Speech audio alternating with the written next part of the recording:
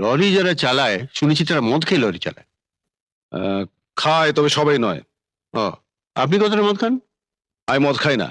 আর তাছাড়া মদ খেলেও সবাই মাতাল হয় না। যেমন? যেমন কেউ হয়তো 2 বোতল মদ খেয়েও মাতাল হয় না, হ্যাঁ। আবার কেউ হয়তো 1 চুমুক খেয়ে মাতাল হন। আপনি সেদিন কতটা মদ খেয়ে গাড়ি চালাচ্ছিলেন? আমি তো আপনাকে আগেই বলেছি আমি মদ খাই না। Thank you. Note it please my lord. আসামি সেদিন মদ না খেয়ে সুস্থ শরীরে ঠান্ডা মাথায় একজন গরিব চাষিকে লরি চাপা দিয়ে মার্ডার করেছিল। আপনারা কি একমত হয়েছেন? তাহলে বলুন আসামি দোষী না নির্দোষ? মাই লর্ড, মহামান্য জুরিদের মতামত শোনার আগে আমার কিছু বক্তব্য আছে। মহামান্য আদালত যদি অনুমতি দেন তাহলে আমি আমার বক্তব্য পেশ করতে পারি। Proceed. Thank you my Lord.